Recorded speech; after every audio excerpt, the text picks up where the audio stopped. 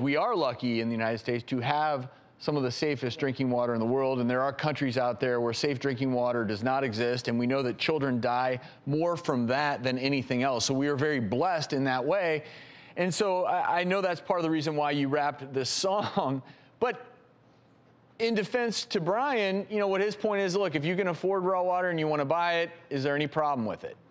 If you want to spend a lot of your money on stuff that you don't need, but is some kind of social symbol or makes you feel better because words like natural, organic, and other sort of gibberish spewed by people who aren't scientists convinces you that this is something you want to do, by all means. Where I take offense with this raw water movement is that it is fooling the public into thinking that the greatest public health advances, fluoridation of water, filtration and chlorination of water, cleaning up our water supply, that has cured the world, the developed world, of things like cholera, giardia, these kind of diseases that afflict the third world. They would kill for our water in Africa. They would kill for it. And yet we're going to tell our public now that it's not safe.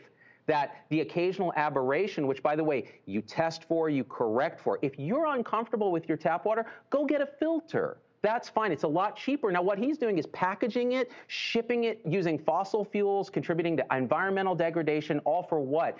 I love being lectured by a guy about nature who lives in Las Vegas, probably one of the most unnatural cities in the world.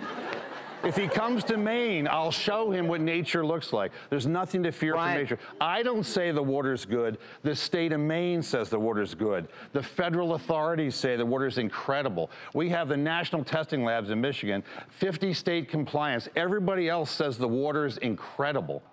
Bryan, on behalf of all Las Vegans, by the way, who will take offense to everything you've just said, since our city, the Meadows in Spanish, was actually built on natural springs. If you knew anything about science or water, actually, you would know that you've just insulted an entire population of 2 million people who have the most efficient water recycling technology in the country. You do a great job. All the water you take out of the Colorado River, you do a great job of recycling it. I appreciate it. That's great.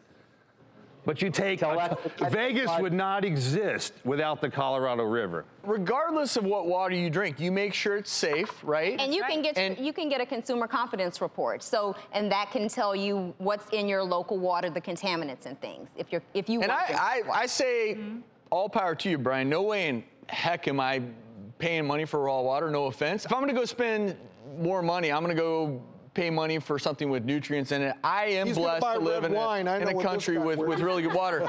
But I do think there's a takeaway in this, which is know your water sources and what you're spending your money on. We're going to have more resources on our website, thedoctorstv.com. Bryan, I want to thank you so much for being here. Z-Dog, we out, buddy.